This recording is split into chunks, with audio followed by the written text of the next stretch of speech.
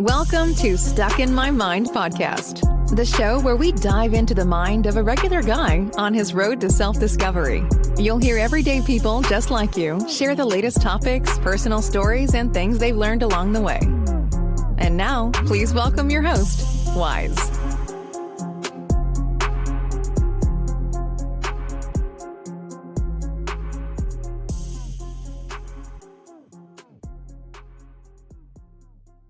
All right, and welcome to another episode. I'm your host, W-I-Z-E, Wise, and I have a very special guest on today. He's an actor, comedian. He's been seen in a lot of different roles, movies. He was in one of my favorite shows, Chuck. Welcome to the show, Mark Christopher Lawrence. Hey, Mark, how you doing? Thank you, brother. Thanks for bringing me in. I appreciate it, man. I'm good. I'm good. Surviving the pandemic. Yeah, I know it's been crazy, man. I'm back at work. I've been back to work since June. They shut us down again in December for a few weeks, but it was crazy, man. When we were shut down for 3 months, I got into podcasting, and it just kind of took off. It just went from just me being a little hobby to something I'm doing full time after work. Wow, there you go. People want to hear what you got to say. Oh man, it's been great, man. I've gotten to meet some amazing people like yourself. So what do you have outgoing? What are you doing right now? I know it's crazy. So you've been working on some stand up. I'm always writing, but there's not a whole lot of places to play.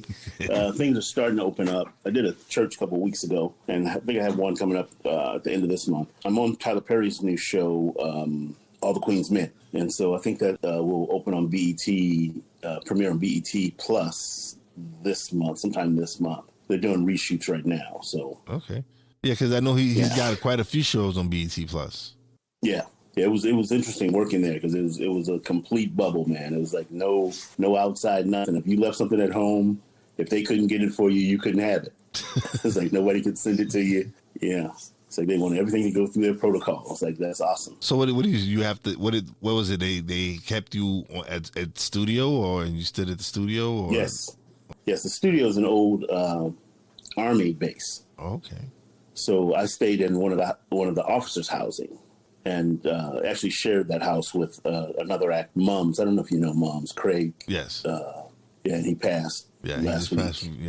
Not that long ago. Yeah, just devastating. I talked to him that Sunday, and Wednesday he was gone. Yeah, I just seen it recently when I was like, oh man, I can't believe it. A lot of people were posting about it. I was like, when did this happen? And it's just hard. It was just sad, man.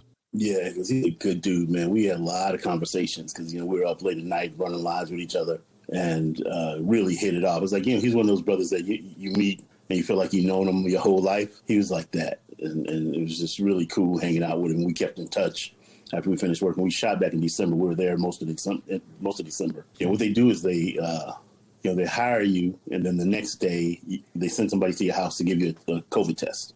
And then 3 days before you fly, you get another one. And then you get there, they take you to the base, to the studio, and you get another one. And then you're quarantined inside the house until everybody's tests come back, and then they open up camp.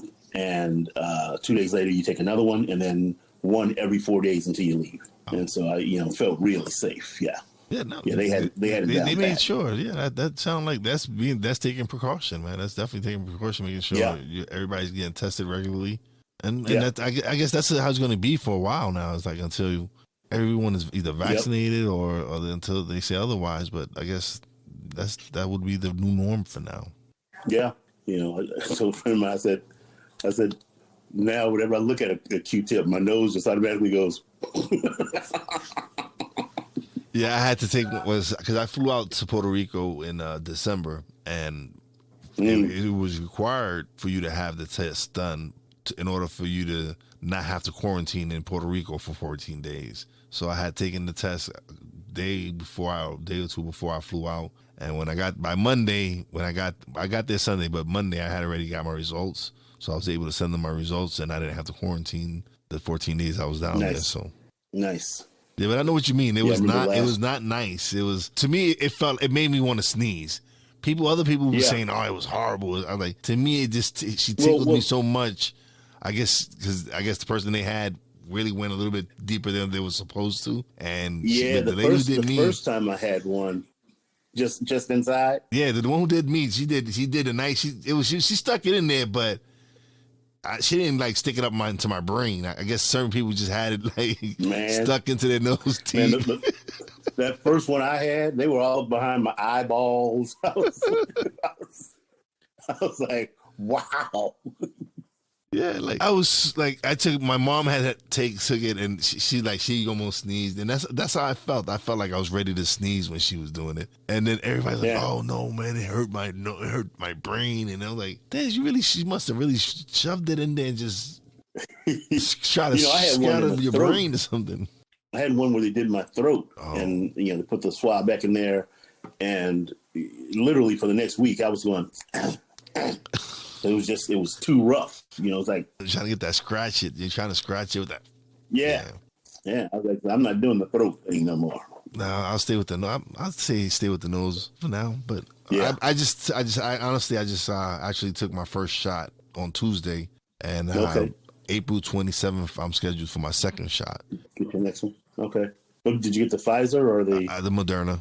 The Moderna. Yeah. And people are like, oh, why did you do it? I'm like, well, my 82-year-old mom took it.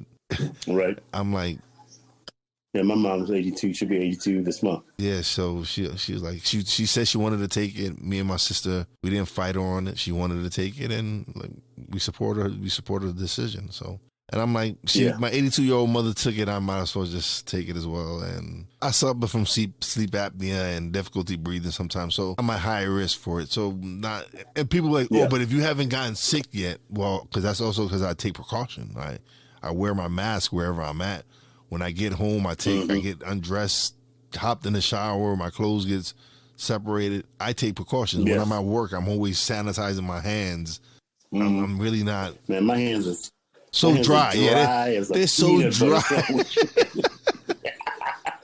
Yo, brother, you don't understand. My hands are so dry right now, and I'm a table games dealer. I work at a casino, so I gotta So I'm always trying to lotion them up, but it's just that sanitizing it all the time. People looking at your hands, go, this dude was making pizzas. Yeah, like they like ashy as hell. I'm like, oh man. Right. You put lotion on, you hear your hands. Yeah, they're like, I can't do them. Like, I can't do this anymore. But you got to do what you got to do, man. It's life. Yeah. I mean, that's what we are, right? That's what we are. So today, it's crazy because today I'm on my break, and one of the supervisors walks in and he talks to one of the big bosses, and he goes, "Oh, you see the Major League Baseball's take the All-Star game out of Georgia." He says, "Oh, only because Georgia's required for you to show your ID to vote." And I'm listening, and I'm like, and I get up, I said, "You know what, John? No, it's not. That's not the reason they pulled the All-Star game from Georgia. It's more than just people having to show ID. A lot of people, church groups, round their people up and go vote together, and they always have water and drinks that they give to the elderly and stuff. Now you're making it illegal to give water and drinks to people online, right? And I guess a bill that they're trying to pass stops them from doing absentee ballots. So who are you trying to affect? Yeah. Like, and so his view was, oh, they're just trying to prevent fraud. There was no fraud to prevent. Your Republican governor and your Republican elected official said there was no fraud. So what do you now? You're putting all these bills. Why? Because now you're trying to stop us from voting. Now you're trying to stop minorities from voting because church groups round their people, get people together, go stand in line together. They're passing out water, passing out food. It's not bribery. They're not trying to bribe their votes. They're just trying to keep their people comfortable and this elderly people that be online that are thirsty. And so it's just trying to suppress votes, and it's just crazy, man. We had a crazy time now. We are, it's like if you look at the Bible and it talks about wars and rumors of wars and the seasons changing and all that. It's like in my neighborhood this time of year, as you come down toward my cul-de-sac, you would have to slow down because there's like 40, 50, 60 rabbits running around. And now they've been there in little patches of 10 or 12 all year long. it's like the season, they don't know what the season is anymore. It's in blooms, and I live in San Diego, so plants that bloom at certain times of year are blooming all year long, because the seasons aren't changing. We're living in a strange time, and really we're living in sort of biblical, what do you call it, prophecy. Things are coming to fruition. So get right, church. Let's go home. So it was Tyler Perry's All the Queen's Men. Can you talk about that a little or no? I can say a little bit about it. It's a show about this woman's rise to being a successful nightclub owner. Eva Marcel plays her. My character is her nemesis, if you will. And it's a fun show, and it's set in a world that we don't normally see in a TV series, and so I don't want to give that away yet. So, but it'll keep eyes on the screen for sure. Yeah, drama. Drama. Oh, listen, it wouldn't be a Tyler Perry show if it wouldn't be a Tyler Perry show if it didn't have drama, man. Yeah, it's a drama. It's not a comedy. Even his comedies have drama in it, though. Yeah. Listen, he's created a magnificent world and a universe, whatever you want to call it. He's done amazing things. He's inspired a lot of people and given a lot of people work, man. So, yeah, I tell you, when I got there and saw the studio, I've worked every major studio in the country, and I got there and I was like, this is a major motion picture studio, and it has something that other studios don't have. It has housing on campus, and when the pandemic hit, he wasn't down. I think he was only down for like a couple of months. And then he talked with them what they were doing for their bubble, and he took that up a notch, and it's awesome. But that studio is beautiful. I mean, he's still building some backlot stuff and neighborhoods, and there's a White House there that's 80% to scale. Listen, he's doing some big things, man. It's great someone of color do things of that proportion, man. We're not. Yeah, well, the cool thing is that he had this dream about what he wanted to do, and he set out to do it and did it. And haters are gonna hate, but I applaud that brother, man. I applaud that brother for what he did. It's like I remember one night had just come from set, and I was riding around in this little golf cart, just kind of checking things out at night, and it was like, wow, this is really fantastic. And it's I was like, it's us. Listen, it's just great to see someone like him, just a brother, just doing his thing, man. And like you said, it was his dream, his goal, and he said it and put it in motion, and look at him where he's at now. And that's what my show's about, man. Is having people on, sharing their dreams, sharing their goals. You've had a great career, man. When you started, did you think you would have the career you have now? Because I've seen you in a lot of so many different things. Man, I look back at it and I go, I have a decent career. I mean, I'm not where I want to be just because I'm that guy that's always trying to be better. But I look back and it's a career to be proud of. I mean, I've been around for 35 years. Like Martin Luther King said, longevity has its place. Because I've seen you in so many different movies and shows, and using Tales from the Hood, using so many different things. Yeah. Like you're one of those actors that if they don't know your name, they know your face. That's my biggest challenge right now, is to get people to know your name, put the name to the face, because people know my face. I'm a recognizable face, but it directly affects what you get paid. Being a name rather as opposed to a recognizable face. And so I've been, really trying to get my name out there so people know that I'm Mark Christopher Lawrence. When they see me, hey, that's Mark Christopher Lawrence. That's like, remember J.T. Walsh? He was in everything, man. And for years it was like, what's that dude's name? And then finally it clicked for me, and I knew I'd see him like, hey, there's J.T. Walsh, and just always a solid actor. You know what I mean? And so that's what I strive to be, a solid actor. No matter what, I want to be good. But you've been solid in everything I've seen you in. So, and like I said, I love Chuck. Chuck was one of my favorite shows, man. And like I said, when they told me you was coming on, I was like, oh, awesome, because I'm a big Chuck fan. Chuck was awesome. Yeah. It just the way they did it, the spy aspect and the comedy and all. So it was just a great show to me.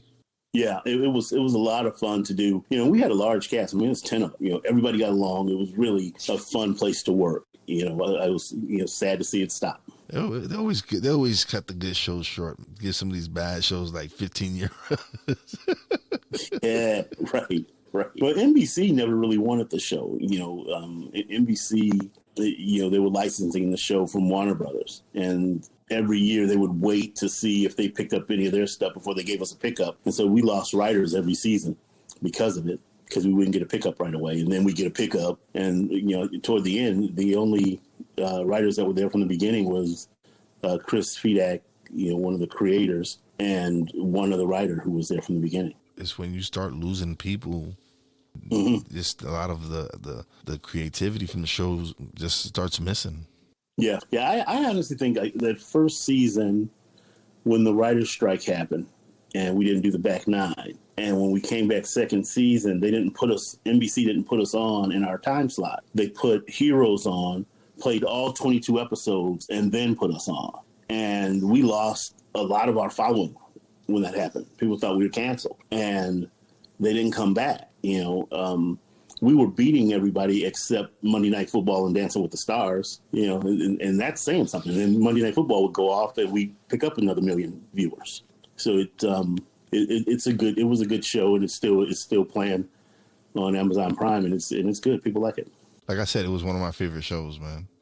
I enjoyed it. Chuck is one of my favorite shows. Thank you, brother. But no, listen, it's crazy, because I know with everything that's going on, it's hard, especially for actors and comedians and stand-up comedians. Because for you, it's hard because, again, there's no clubs, so you can't do no stand-up. There's no movies really being made out there because studios aren't really prepared, like how Tyler Perry is. These studios, they're just right now. They have so much content in their cans that they're really not.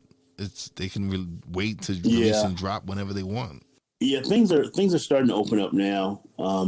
It's pilot season, so pilots are trickling out, and so it's starting to get back. People are starting to get back to work, which is good, because you figure you shut Hollywood down, that's a lot of people out of work. You figure a big budget movie, you got 200 or 300 people working. TV show like Chuck, we'd have a couple hundred people working. You shut that down, that's a lot of folks out of work. You don't want to see people out of work. It sucks, and that's how that's how it's been for a lot of people with everything that's been going on, and it's just sad the way everything's been falling. Hopefully, with everyone getting vaccinated, everyone still taking precaution with everything, because you have states that are not mandating masks. And listen, I get it. People don't want to wear masks. I hate wearing a mask. But again, I want to still want to protect myself and my loved ones. So, right, there you go. Do what we got to do. Yeah, be responsible, people. Be responsible. I don't understand. I just don't understand. Like, why such a fight for? They're taking away our rights to breathe. Like, okay, this is serious, man. I lost a real close friend of mine to COVID, and he was 50 years old. Yeah, no real underlying issues. He had quit smoking probably 10 years ago. And so it's just for me, just hit close to home. So that's why after he got sick and ill and then he passed, I really decided that I'm going to get vaccinated and protect myself and just like go on. And I would know he would. Me personally, like the past 2 months, I've lost 9 people, and 5 of them were to COVID. And people don't believe it's real. Well, guess what? It's real. Wait till it hits you the way it hit me, and my friends and family around me. It's devastating. He was one of my biggest supporters. Like, he was when I first started podcasting. He was one of my biggest people that would send me a message, and it was like I said, he was my biggest fan and one of my biggest cheerleaders. So it was just heartbreaking, and then for people to still be ignorant about it, it just pisses me off. Yeah. Like, dude, this is serious. It's like, what is it going to take for you? People are in my space. Yeah, like without a mask. This dude, I was at the store late. Usually I go to the store late at night, grocery store, because there's fewer people. I'm in the store late one night, and this dude's in there with his daughters. He's got no mask on. They got no mask on. And you know how you're in line and there's all that last minute they get you at the register, those last minute things you don't really need. Yeah. And all of a sudden I see this hand coming in and it's him. And I was like, dude, give me my 6 feet. And he was like, oh, you believe in that? Do I believe in that? Come on, man. Do the right thing. Don't catch these hands.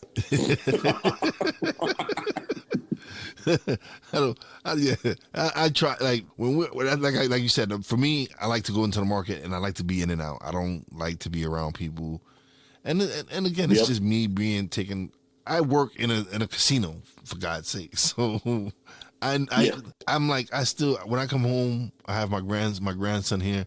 I really don't want to, like, I go, like I said, take off my clothes, shower, and then I'll go greet my grandson and spend some time with him. But for the most part, again, I try to protect my family as much as I can.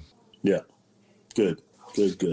Again, there's nothing we can, people just need to just stick with your, okay, I get it. People want to get back to work.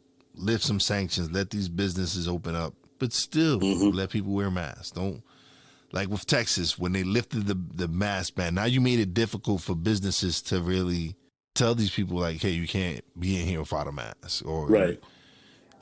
No, but the government the state said we don't have to mandate, but it's a private business. And it's just going to give it, now you gave the business owners a bigger headache.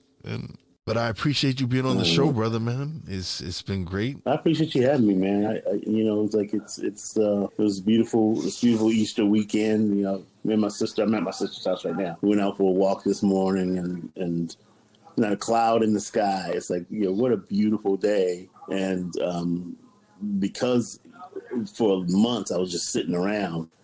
You know, it's nice when one of these comes up that I can get on and talk to somebody, see what's going on with other people, and share my thoughts with them. And this is nice. I really appreciate you having me. Oh no, this is what I do, man. I love sitting down with great people and just having a conversation. That's what my show's about. It's just me talking to people and having some good conversation and being able to just talk about what's going on and just be able to express yourselves freely without being judged. And that's all I ask, is just to have people come on and have some good conversation, man. Of course, I'm not going to agree with everybody, and they're not going to agree with me. But I treat everyone the way I want to be treated, with the utmost respect. Yeah, exactly. I think that's the mandate. You know, we're mandated to love. Yeah, some people make it hard to love them. Yeah, very, very difficult. Very difficult. But you got to let them know your social media, man. Where can they find you? If you anywhere, what do you have? I tell you, the best way to find me is to go to my website, markchristopherlawrence.com. Scroll all the way down. All my social media is there. You know, or you can just Google me. Yeah, and I'm easy to find. I'm easy to find. Man, but I appreciate you, man. It was great having you on. As soon as I'm ready to release this, I'll hit you up. I'll send you the links. Yeah. And let you know, and then you can do what you got to do with it. Do. I appreciate it. I'll pop it out as well. Thank you. Appreciate it, man. It was great having you on, brother. All right, brother. No, let me ask you one thing before you go. What city are you in? I'm in Pennsylvania, actually. I'm in Tobyhanna. I'm up in the Pocono Mountains. Oh, okay. Wow. I'm originally from New York City, but I fell in love with this young lady, and she made me move to PA to be with her. That happens. That happens. Yeah. But hey, listen, she makes me such a so much better person. So good. Tell her you love her every day. I do. I also tell her she drives me up the wall every day, but I tell people in my act, I said, you know, make sure you tell each other that you love each other every day. I said, you ain't got to like them every day, because every day you're not gonna like them every day, but just make sure you tell them you love them. Yeah, no. If anything, if I know how precious life is, it's, to me, that's why I'm the way I am. It's because I know life is precious. Like, you're here one moment, and then you're gone the next. So you have to tell the ones you love them every time you get that chance, man. It's nothing. I tell you, my brother passed in '95, and I saw him 2 weeks before he passed, and I was able to tell him that I love him, and I was so glad that I just happened to run into him. I was home. I was doing a play in San Diego at La Jolla Playhouse, and I was home one Monday on my day off, and he was putting a sprinkler system in for his neighbor. And I was able to tell him that I love him. And I was so glad. And so now when I'm talking to my sister or my mother or my nephews and niece, I don't get off the phone without saying I love him. Listen, Yeah. For me, in '09, I reunited with my father for after 25 years of not knowing knowing anything about him, whatever. My sister found me through Facebook, reunited us. So I go to Puerto Rico Father Day's weekend. I get there Friday. As a gift from my father, my sister paid for my trip to Puerto Rico, and I went. I landed, and she went into the room. She says, she tells my dad, "You want your Father's Day present early?" Because she said she usually gives it to him early. He's like, "Yeah, sure, yeah." So I walk in the room, and we had already been communicating for a couple of months. And he was like, "Oh my God, my son!" He was so happy. We hugged. I forgave him. We spoke for a little bit, and it was just amazing. It was great. It was just a great feeling to be able to tell him how I felt, and for him to apologize and tell me how he felt. Yeah. That morning, he wakes up. He has breakfast, whatever. He tells my sister, bring the card over so they could go shopping because we're gonna have a big dinner tonight. And so he had, like I said, he had a nice breakfast. He laid down and didn't wake up.